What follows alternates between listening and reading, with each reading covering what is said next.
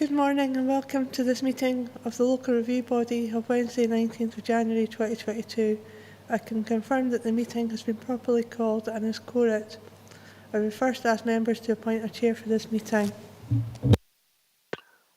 Claire, it's Jim Dempster. I'd propose Councillor John Campbell.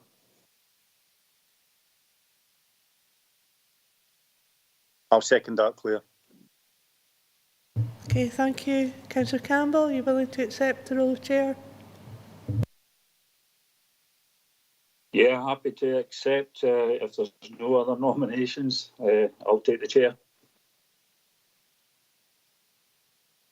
Okay, good morning members and welcome to this meeting of the Local Review Body. This meeting is being live streamed and recorded, and the recording will be made available on the Council website for public listening. Please follow the good practice guidance, which includes muting microphones and switching off your video when you are not addressing the meeting. Write and speak in the Teams chat function when you want to contribute. I'll also look out for any hands that are being raised. The usual standing orders apply, including that any votes will be undertaken by roll call. So I think we've already confirmed the sediment. I'll ask members, any declarations of interest?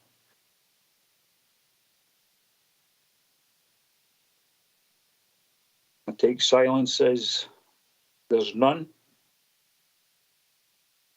So Claire, could you take us through the review body, through the documents and the papers for the meeting, please? Okay, Chair, just for absolute clarity on the sediment, I can confirm we have 5 members present today, 4 on Teams, with Councillor Sloan being here present with me in the Council Hall.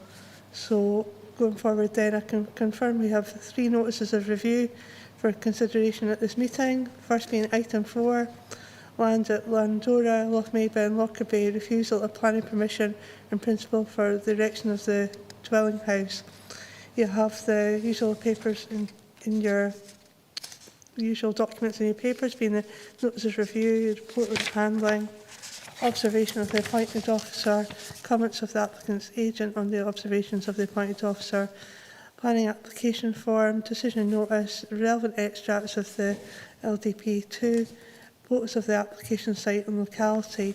Grounds of refusal are the proposal is contrary to policy H3 of Local Development Plan 2 and accompanying supplementary guidance on housing in the countryside, in that no suitable small building group exists at the locality, and therefore the proposed dwelling house would not be within or well related to a small building group. Local Development Plan 2 policy H3 and the national policy as set out in Scottish planning policy permit the erection of new houses in the countryside only in special circumstances identified in development plans, and none of these circumstances apply in this case.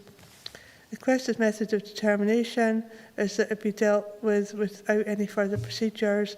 The grounds stated in the notice of review. In summary, the surrounding properties are mainly single or double-storey detached properties, and it's proposed to match and blend in with the surrounding properties.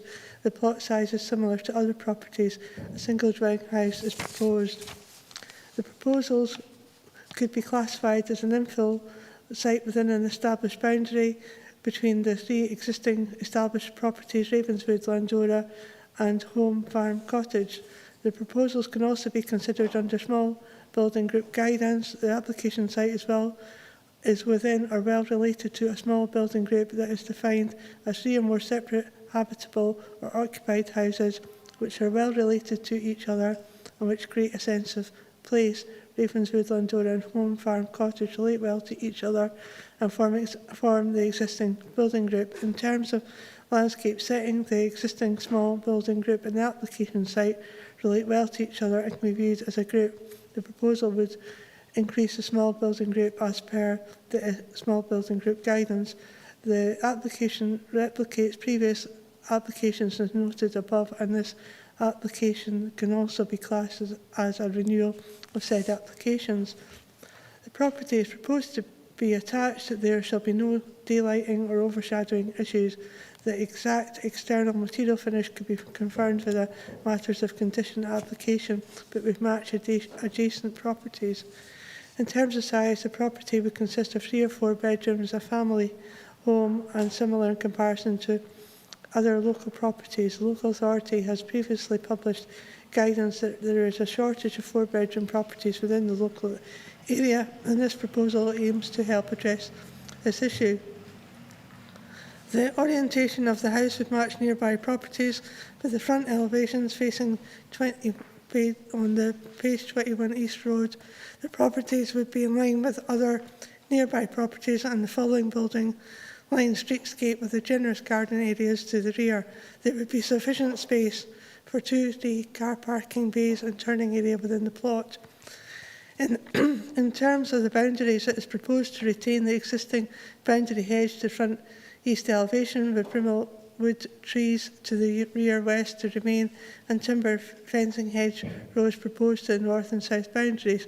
In terms of boundary finishes, these would be determined by a further detailed planning application, but would match adjacent properties, i.e. hedgerows and timber fencing. Fuel poverty is an increasingly important issue for many people in the rural communities. The design of the house will incorporate very high levels of insulation as well as renewable energy, electricity to fuel heating to reduce energy consumption. In terms of the site size proposed for the application, the overall area depths and widths are generous to the other properties in close proximity. In conclusion, the development proposal complies with all relevant policies, plans and guidance notes, and the design is sympathetic to the area and surrounding properties. The proposal would be a positive development of the site, and the design and layout is in keeping with the surrounding properties in terms of orientation, streetscape finishes and building use and size. You have all the development plan policies listed in your papers, OP1, OP2, H3, HE3, IN7, IN9, LDP, supplementary guidance for housing in the countryside, small building group list, design quality and placemaking, and flooding and development. And the main issues that the local review body we wish to consider are: does the proposal comply with the terms of the development plan in principle? In particular, does the proposal meet the terms of LDP policy H3 in principle? Does the proposal accord with the guidance set out in the adopted LDP2 supplementary guidance relating to housing in the countryside in principle? Specifically, has it been satisfactorily demonstrated that the proposed new dwelling house will meet the test set out within LDP2 policy H3 and adopted LDP2 supplementary guidance relating to housing in the countryside in relation to the identification of small building groups? Should the site be considered as part of a small building group? Further, is the site within or well related to the nearest small building group? Does the proposal comply with the terms of LDP2 policy H3 and adopted supplementary guidance related to housing in the countryside and design quality and placemaking in relation to matters of detailed design and finishes? If it is not considered that the proposal accords with the terms of the development plan, are there a set of material considerations of sufficient weight to justify a departure from the terms of the development? If so, what reasons would members give for such a decision if it was considered that the proposal departs from the terms of the development plan? And members are minded not to uphold the appointed officer's decision and instead grant planning permission for this proposal. What set of conditions and reasons would members wish to see attached, if any? And if members are instead minded to vary the terms of the appointed officer's decision, what changes to the reasoning for the decision would be required? So, having outlined the documents within the members' papers, it falls to the LRB to determine whether it has sufficient information to consider the review. It's confirmed there is no representations from any party heard today. The options for the LRB for this and the following items are that it can decide it has sufficient information before it to enable it to determine the review today. Request further information in the form of written representations. The LRB would be required to state precisely what information it was seeking and who must provide it. Resolved to hold a hearing, again specifying who would be invited to speak on what matters. Resolved to hold a site visit, accompanied or unaccompanied. This can be done in conjunction with any of the above, but would obviously not allow a decision to be made today. If the LRB resolves it has sufficient information and no further procedure is required, the LRB has the full powers to uphold, reverse or vary a determination. The decision notice will include a statement of the terms in which the planning authority has decided the case reviewed. You have a planning advisor present at your meeting. He is here to assist for this item. On the following items, it is confirmed he has not had any involvement in this case and was not the case officer or the appointed officer for any of these applications. He is here purely to provide independent advice as needed on matters of planning policy, law or process of the local review body. You also have a solicitor present here today who will act independently of the local review body, require any specific advice on matters of law. So if members are clear, no further clarification is required. I'll ask your chair now to lead the debate and in first instance to lead the LRB through the papers together to decide if you have sufficient information before you to make a determination today. Thank you very much, Claire.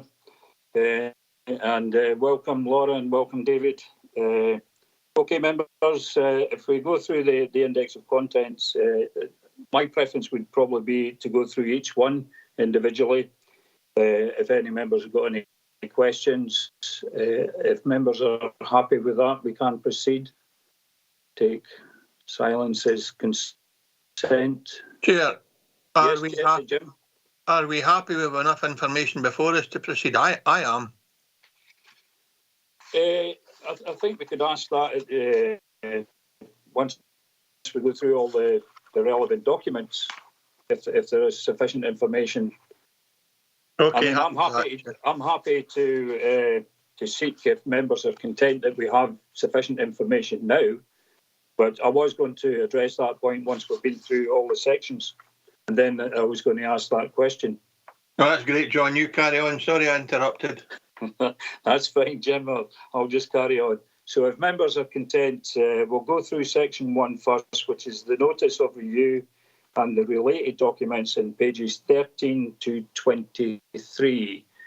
If anybody got any questions.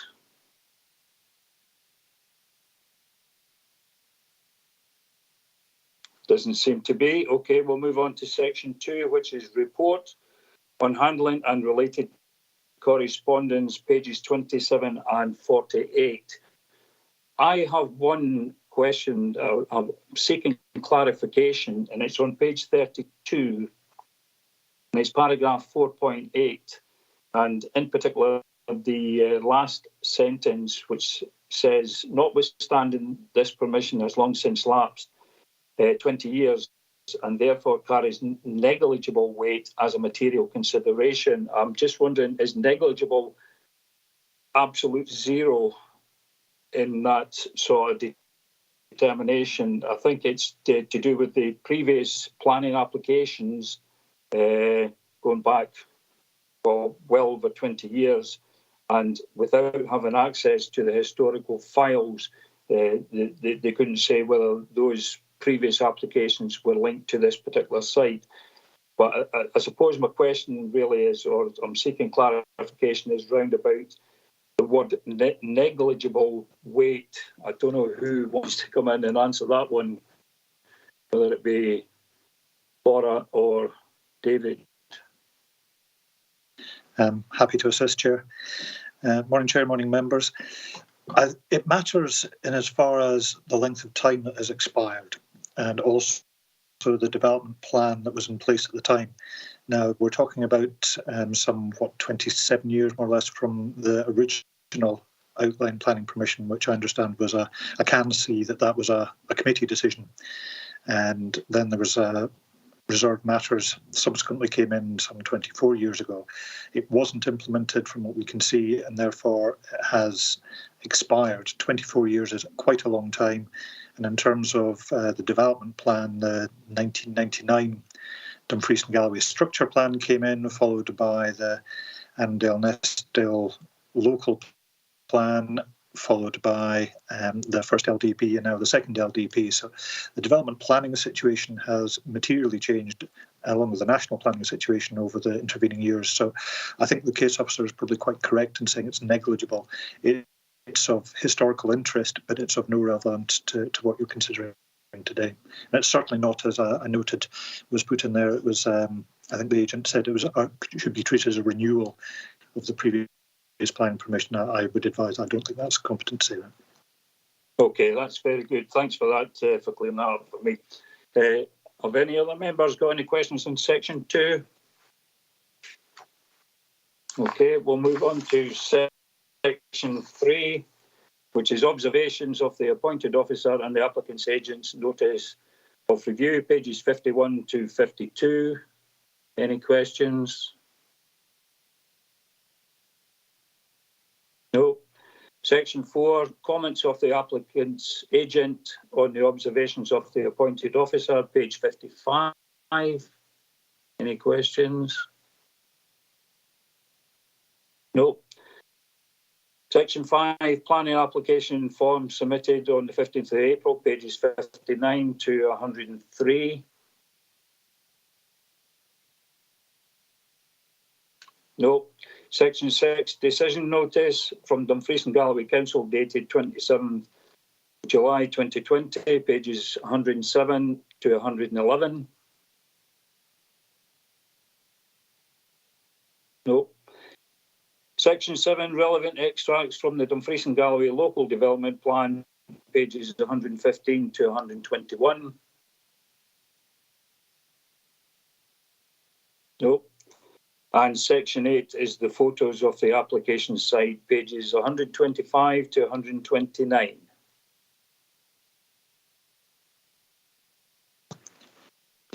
Chair, if it would assist, we have the same photos to run through as a presentation, if that's would be of use to members.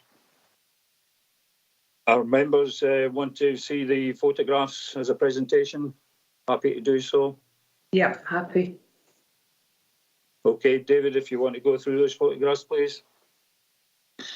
Okay, thank you, Chair. If we can have the first slide, please, Fiona.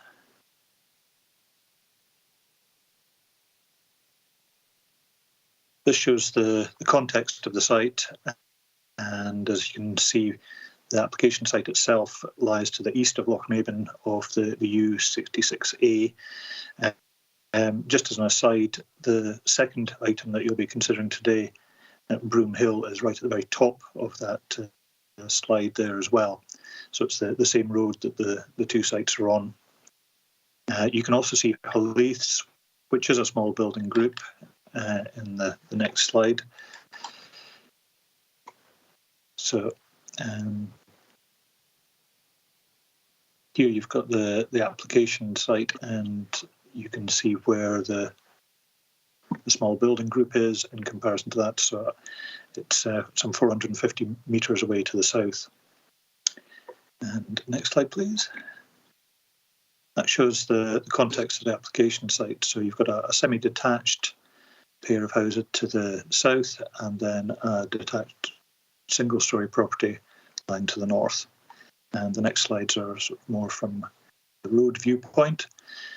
So this is travelling, looking from the south to the site. So you can see the properties there, and just in the distance you've got the second property.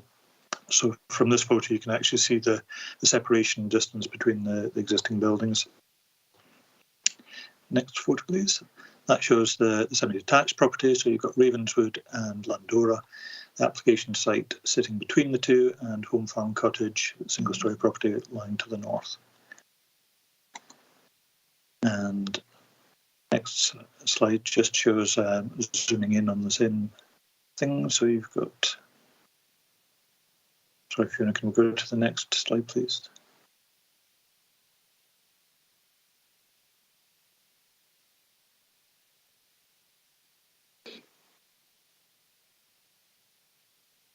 Not moving. I think we've got an issue. Yeah, so it seems. I have moved it on. It's on number 8, approaching application site from the north. It's not moved on here, Fiona. It's still in 5. Yeah. It's still on number 5.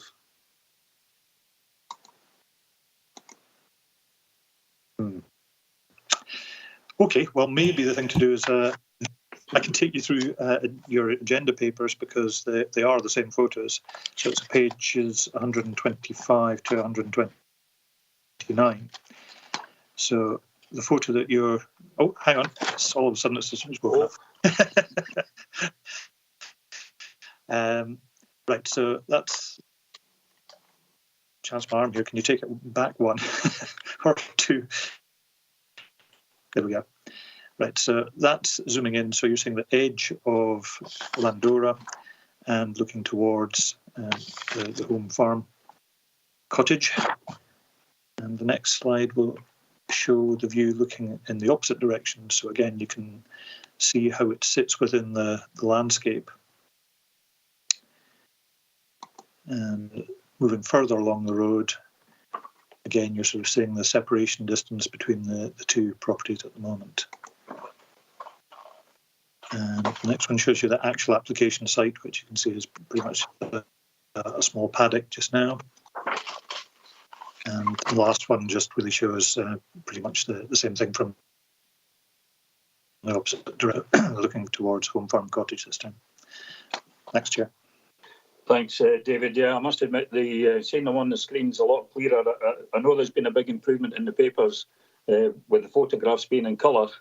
Sometimes when we get them in black and white, it's very, very difficult to try and get some kind of perspective. But yeah, that's been helpful.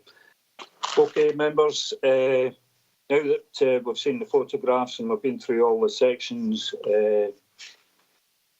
and I suppose the next point would be, have we got sufficient enough information to proceed? And if we have, we'll go into determination. If not, we've got some decisions to make. So, have we got sufficient enough information? I take it silence is yes. Yeah. Thank you. Okay, members. The grounds for refusal was the proposal is contrary to policy H3 of the local development plan and the accompanying supplementary guidance on housing in the countryside, in that no suitable small building group exists at the locality, and therefore the proposed dwelling house would not be within or well related to a small building group. Local development plan, Plan 2, Policy H3, and the national policy as set out in the Scottish Planning Policy permit the erection of new houses in the countryside only in special circumstances identified in development plans, and none of these circumstances apply in this case. The requested method of determination from the applicant has asked that the review be dealt without any further procedures. So shall we proceed on that basis? See somebody's in the chat. Councillor Dempster? Thanks, Chair. No, just absolutely right. It's been useful having these images on screen. The appointed officer's decision, I think, is the right one, and I think we should uphold it. And that'd be a proposal from me, Chair. Thank you very much, Councillor Dempster. Are there any alternative view?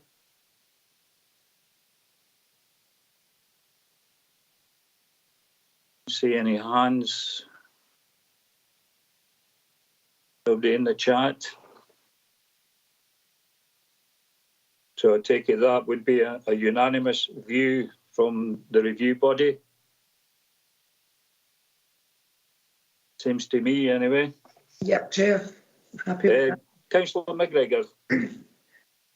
Just that you're not having constant silence. Yes, I concur with Councillor Dempster and yourself. Thank you very much. It sometimes feels alone when you're sitting in your office. I know.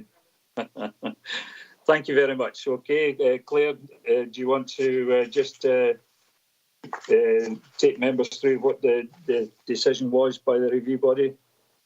Okay, thank you, Chair. I can Confirm that the local review body are agreeing to uphold the decision of the appointed officer and refuse the application for the same reasons as set out in the papers. Okay, thanks very much, Claire. Thank you, members. We now move on to agenda item 5. Claire, do you want to take us through the documents and report?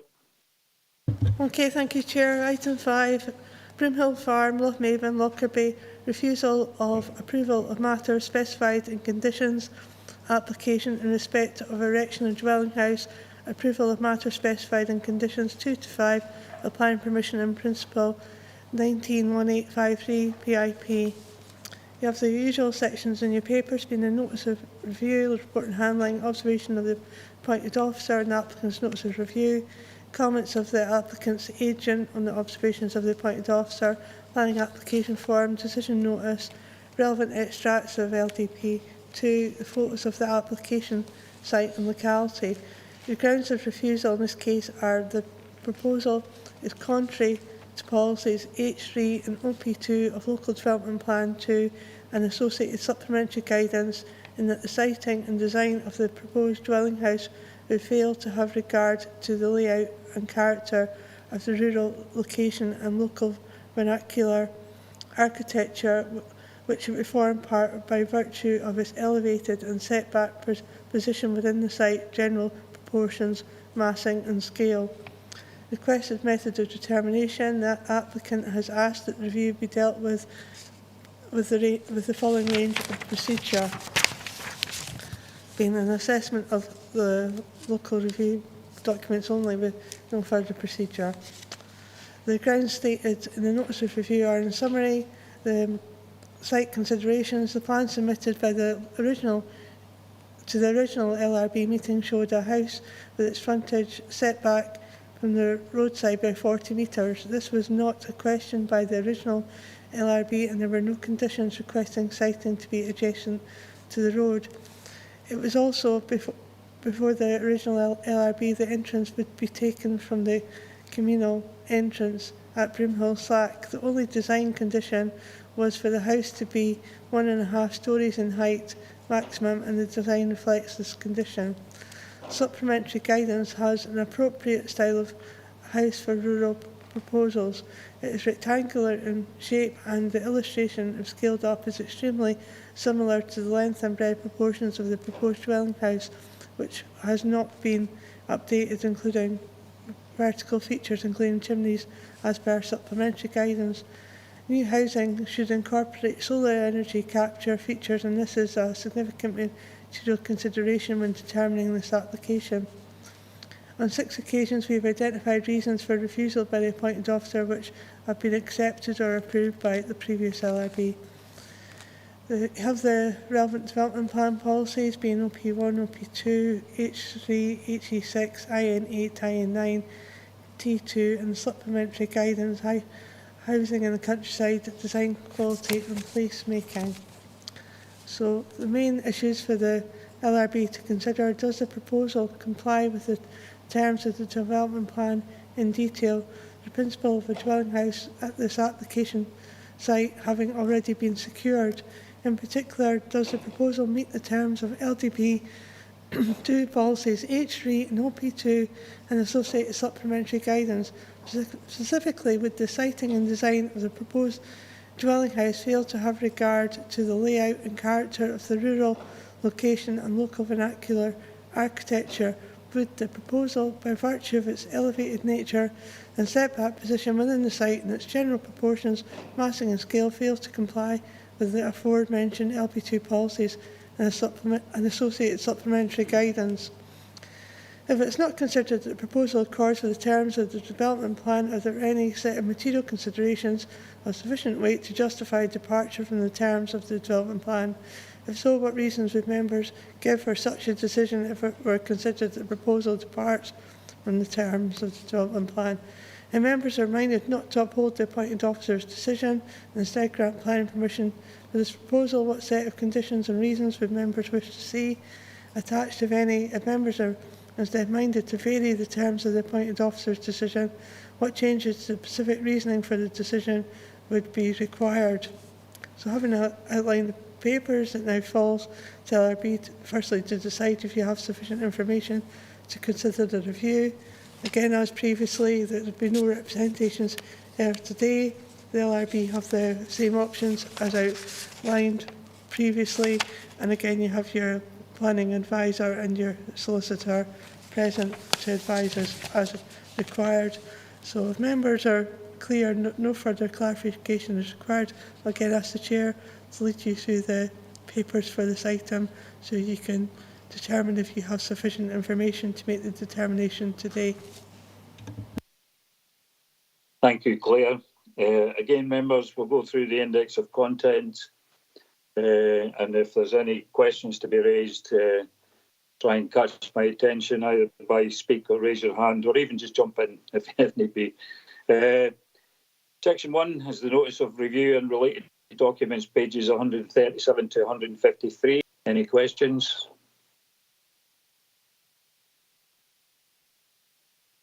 No. Section 2, report on handling and related correspondence, pages 157 to 176. Any questions?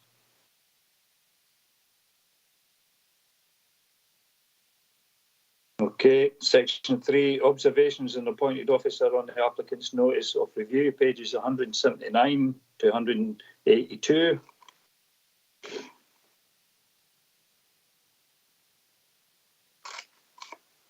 Okay, section 4, comments of the applicant's agent on observations of the appointed officer, pages 185 to 187. Any questions?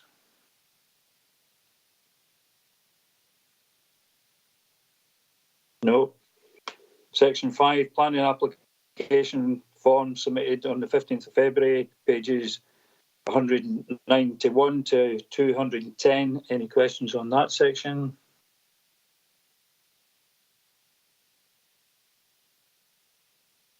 No. Section 6, decision notice from Dumfries Galloway Council dated the 22nd of July 2021, pages 213 to 217. Any questions? No. Section 7, relevant extracts from the Dumfries Galloway Local Development Plan 2, pages 221 to 227.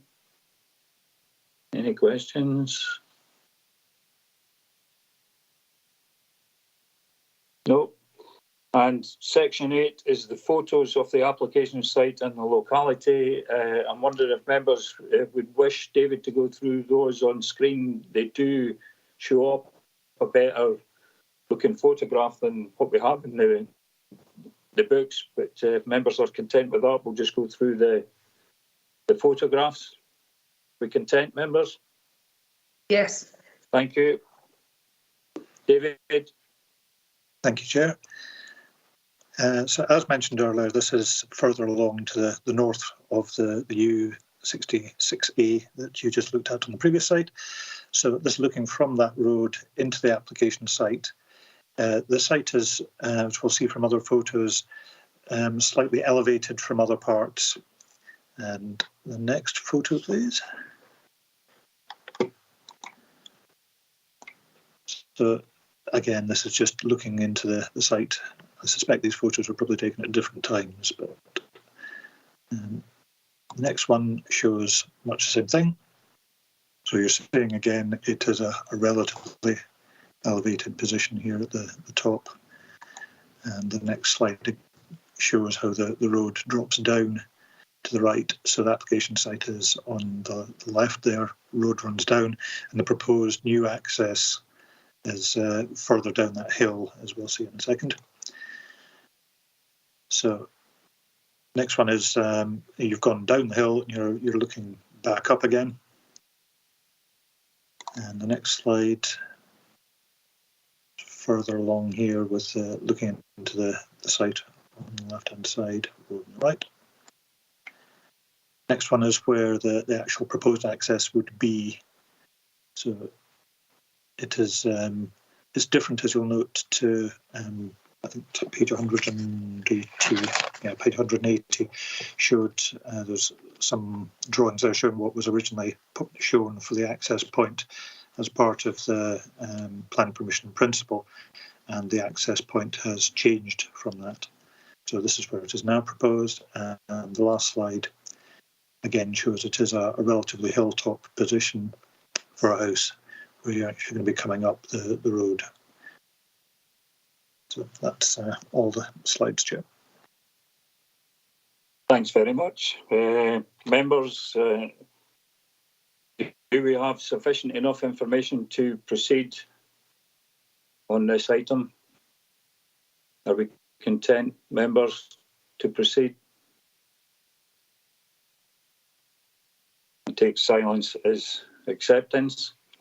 Okay, members, the grounds of the refusal was it's contrary. The proposal is contrary to policies H3 and OP2 of the Local Development Plan 2 and associated supplementary guidance in that the siting and design of the proposed dwelling house would fail to have regard to the layout and character of the rural location, the local vernacular architecture, which it would form part by virtue of its elevated and setback position within the site, general proportions, mass and scale. So I'm in your hands, members. Anybody want to come in?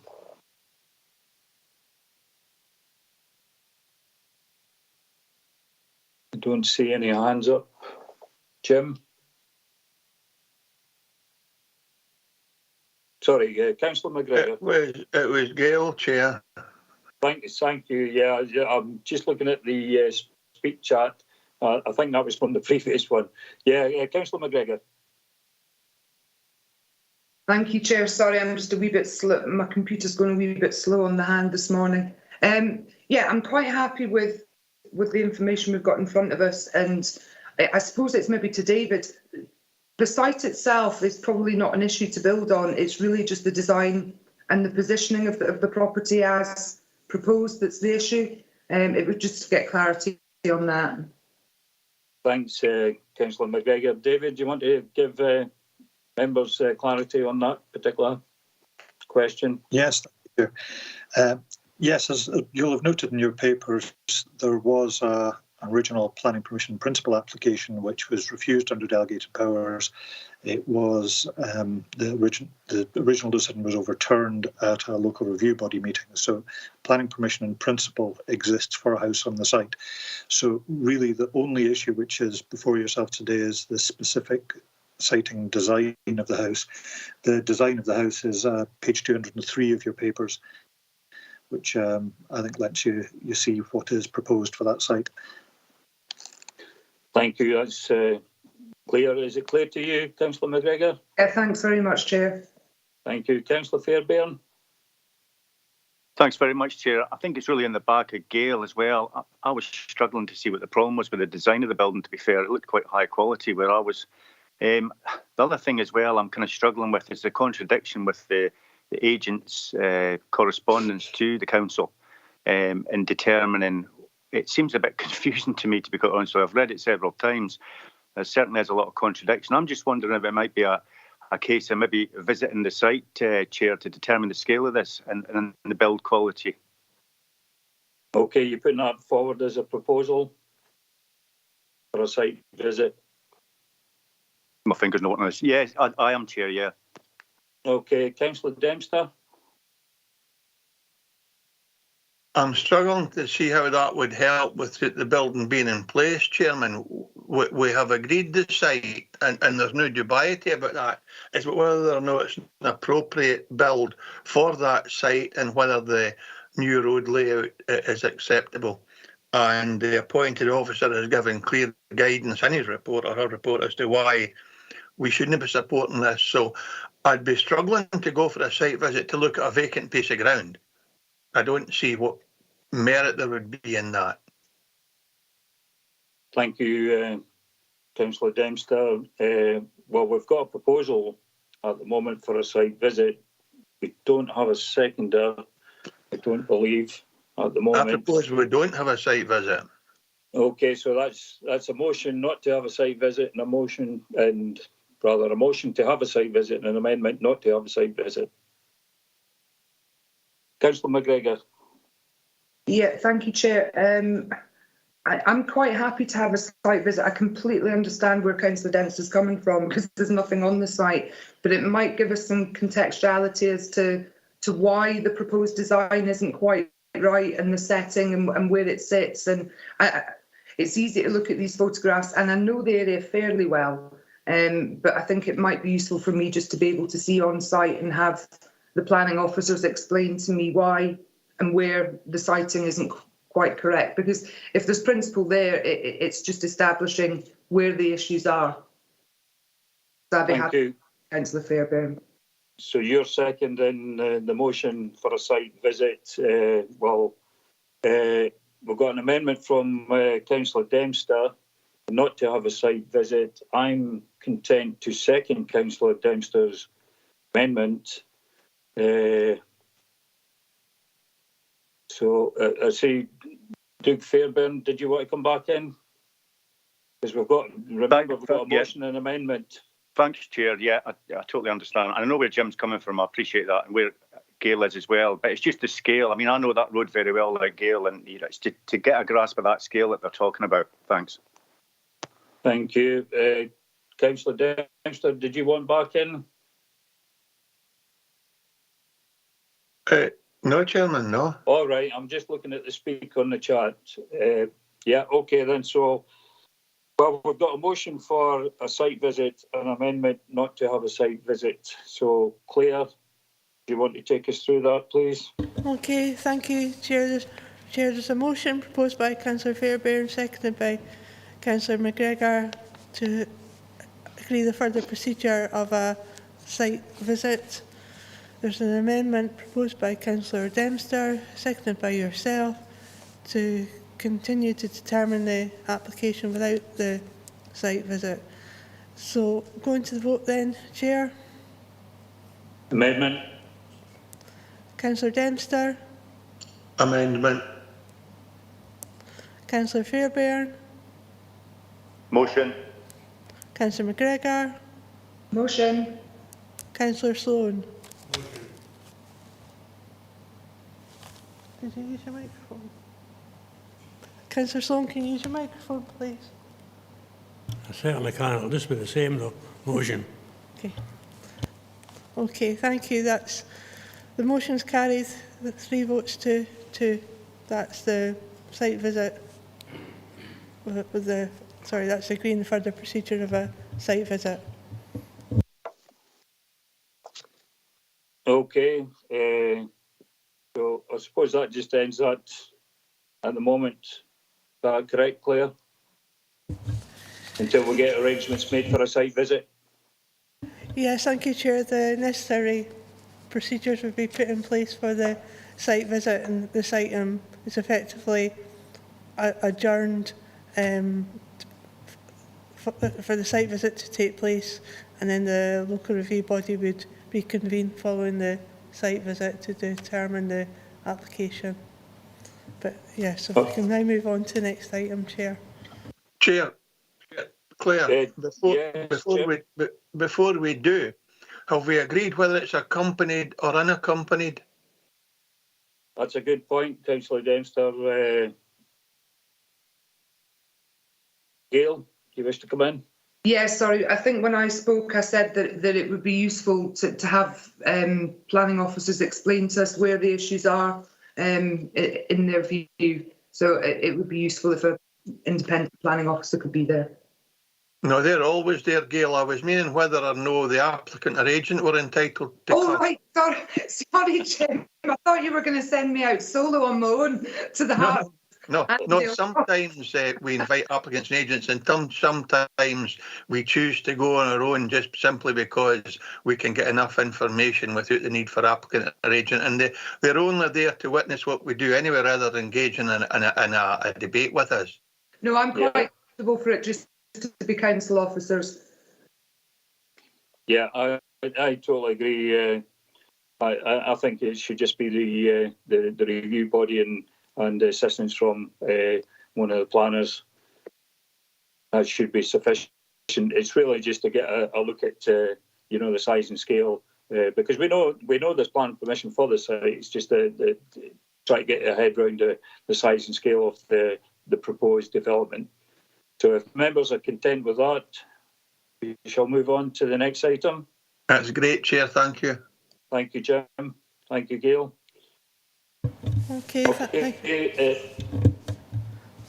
Carry on, Claire. Okay, thank you, Chair. Item 6, Edenard, 1 Maitland Place, Wigtown. Refusal of planning permission for erection of dwelling house 210703 full. You have the usual sections in your papers: the notice of review, report and handling, observations of the appointed officer, comments of the applicant's agent, planning application form, decision notice, relevant extracts from LDP2, photos of your application site. Grounds of refusal are the proposed dwelling house on this restricted site would be cramped and would be a harmful adverse impact on the general density, character and pattern of the area, and be out of keeping with the general building pattern of the area, and therefore be contrary to LDP2 policy, OP2 and associated LDP2 draft supplementary guidance. Requested of method of determination is on the basis of further written submissions and by means of an inspection of the land which is subject to review. The applicant has also introduced new information which was not in front of the appointed officer when the application was determined. This information has been provided to all members of the local review body and comprises a number of letters in support of the application. The applicant's agent has provided an explanation as to why these could not have been in front of the appointed officer when the determination was made. The applicant's agent has advised that he believes that these documents demonstrate a general lack of understanding of the decision, given the consensus of opinion and given that the case officer was supportive of the proposal and there was no need to provide these supporting documents at this stage. It's for the LRB to determine whether or not to accept these as new matters, and if accepted, how much weight they wish to give them. So the grounds stated in the notice of review are in summary that the appointed officer has gone against the recommended outcome of the report prepared by Lorna Brooke, who was handling the application, and wished to support the proposal. The detail of the submission with regard to the stated density of the area, character and pattern of the development of the area has been generally accepted as appropriate by many neighbours in the area, and this has not been shared by the appointed officer.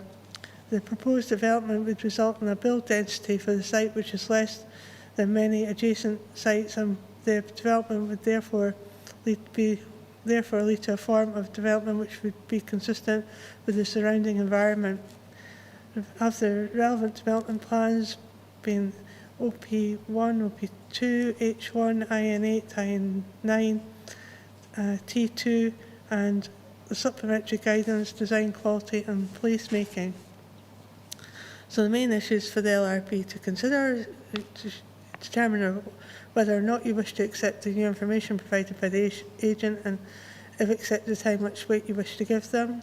Does the proposal fail to meet the terms of LDP2 policy, OP2 and associated LDP2 supplementary guidance, design, quality and placemaking? Specifically, would the proposed dwelling house on the site be cramped? Would the proposal have a harmful adverse impact on the general density, character and pattern of the area? Would the proposal be out of keeping with the general building pattern of the area?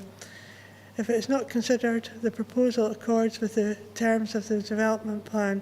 Are there a set of material considerations of sufficient weight to justify a departure from the terms of the development plan?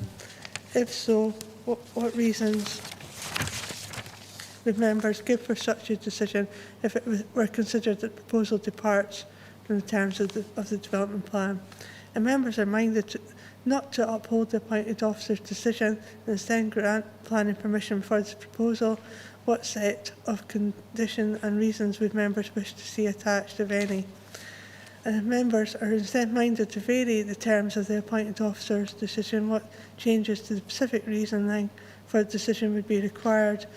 So again, having outlined the documents within your papers, it falls to LRB, firstly, to determine whether it has sufficient information to consider this review. Again, it's confirmed that there will be no representations from any party heard today.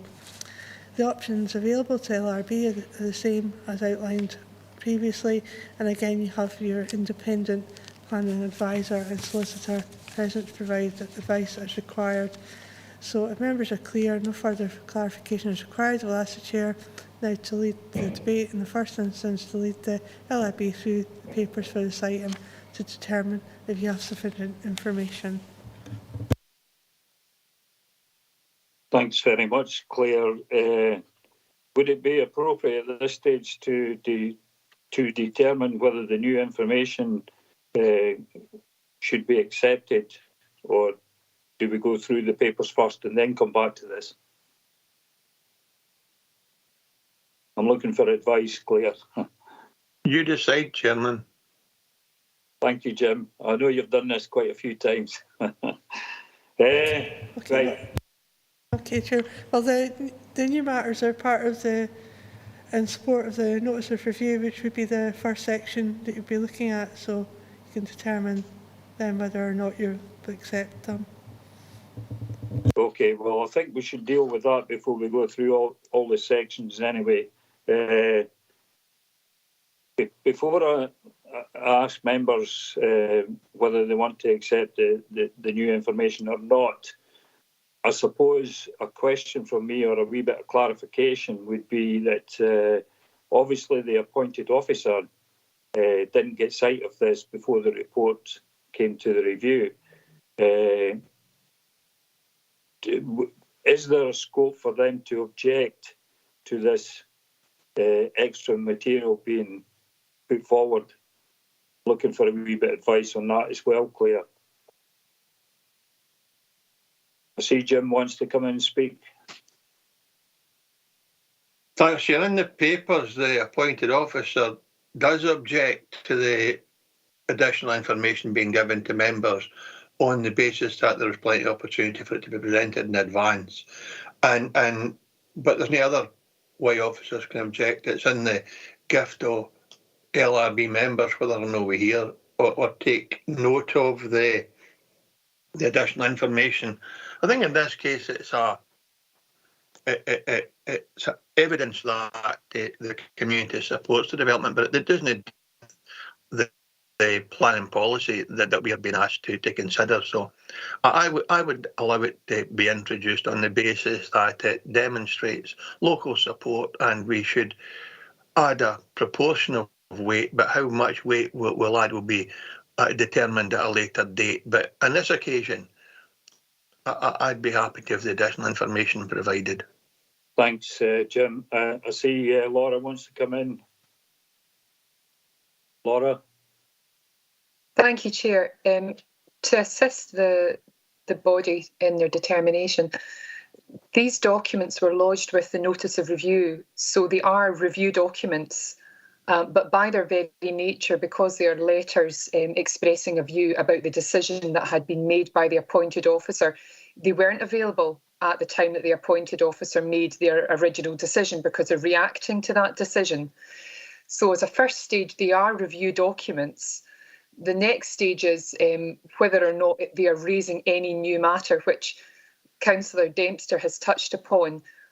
They are more dealing with the decision that has been made. They're not raising a new matter as such, I would suggest. So I don't see any problem legally with considering them.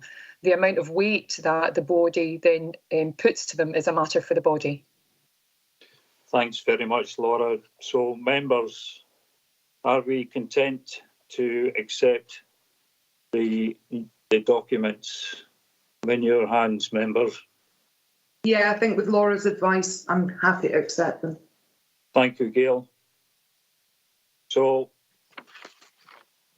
with that in mind, members, I think we'll just go through the index of contents. Again, section 1, the notice of review and related documents, pages 245 to 249. Are there any questions on that? No. Section 2, Report and handling and related correspondence, pages 253 to 274. Any questions?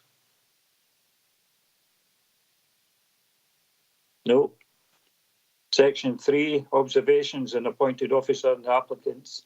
Notice of review, pages 277, 278. Any questions? No. Section 4, comments of applicants, agents and observations of the appointed officer, pages 281, 282. Any questions? No. Section 5, planning application form submitted on the 30th of March 2021, associated plans and supporting information, pages 285 to 301. Any questions?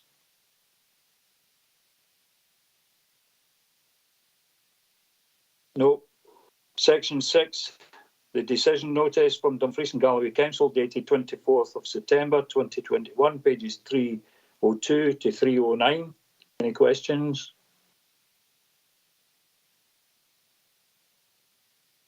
No. Section 7, relevant extracts from Dumfries Galloway Local Development Plan, pages 313 to 319. Any questions?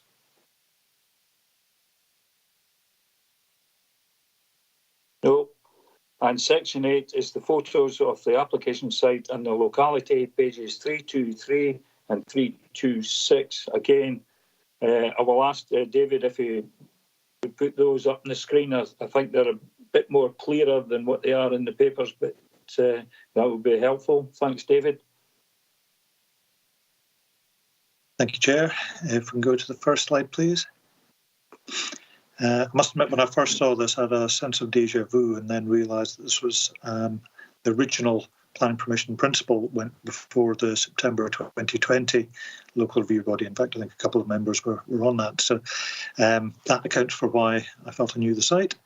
So this is on the right-hand side, you're seeing the hedge, which encloses the application site. And basically it would sit within pretty much the centre of that little photo. And next one here, you've got the hedge itself, so you can see it's quite substantial. And I think the proposal is to take that down to 2 metres in height. You're saying the neighbouring house, sorry, I can go one back, Fiona, thanks. That's the neighbouring house to the north, number 2 Maidland Place. So you can see from the orientation of it, there's a reasonable degree of separation between the properties, and indeed you still have the hedge there. Next one is just looking up Maidland Place towards the other properties. I think this and the next slide are really maybe just to give you a context of the type of properties, but they're not actually showing you the site itself. So probably best to move on from those to the next slide. Now that's the host dwelling house, Ednard, actually on Maidland Place. So the proposed house would actually sit in the garden just round about the centre of that slide. And then the final photo is looking the other direction. So the site is just really the far right-hand side. I'd have to point out that unfortunately that the slides which have been provided here doesn't give you a view within the site. But if you wish to see that, then on page 193 of your papers, I noted that the submitted drawing there from the applicant's agent gives you 3 photos at the top of that drawing, which shows you what the view of the context and the site is. Thanks, Jim. Thanks very much, David. Are members content with that they have sufficient information, and bearing in mind that we've decided that we will take the additional information at the beginning. So if we're content on that basis that we have sufficient information, members, we don't see any objection. Okay, members, we'll move on. The grounds for refusal is the proposed dwelling house on this restricted site would be cramped and would have a harmful adverse effect adverse impact rather, on the general density, character and pattern of the area, and be out of keeping with the general building pattern of the area, and therefore be contrary to LDP2 policy OP2 and associated LDP2 draft supplementary guidance. I see, did somebody have their hand up? It was me, Chair. Right, Jim, come in. We have a request from the applicant's agent for a site visit, and whilst I'm not proposing that, you'll have to ask members before we determine it whether or no they want a site visit, because it's a clear request from the applicant's agent. Yeah. Well, I'm in your hands. I mean, members, if that's your wishes, please say so. Are you proposing that, Jim? Definitely not. It's just a procedural matter, Chairman. No, that's fine. We have been asked if we would consider that, and we have to deal with that. I would suggest to you before we go to any kind of determination. But I see Doug wanting in. Doug, do you want to come in? Yeah, thanks, Chair. Again, yeah, in the back of Jim, I've just noted that as well. And due to the overwhelming response from the members of the public and neighbours and such like, I would say that it might be worthwhile considering a site visit in relation to that to get some kind of understanding of what's actually happening there. So are you putting that forward as a motion? I will do, Chair. Okay. Do you have a seconder?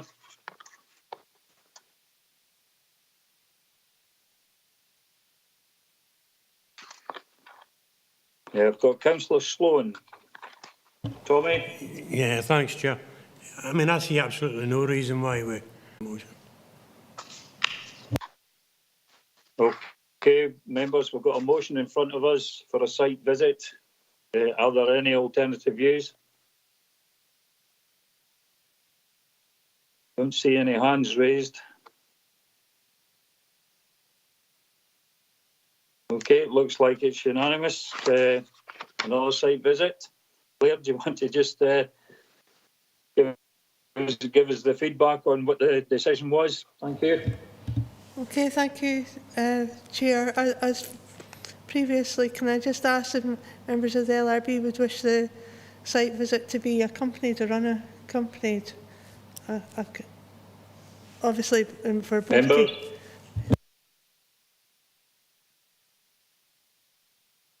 Unaccompanied, Chairman. We only need to see the site in its context, because the correspondence didn't relate to policy. It was just support mainly for the applicant or for the development of the site. We're more interested in policy and how that site relates to the wider development around it.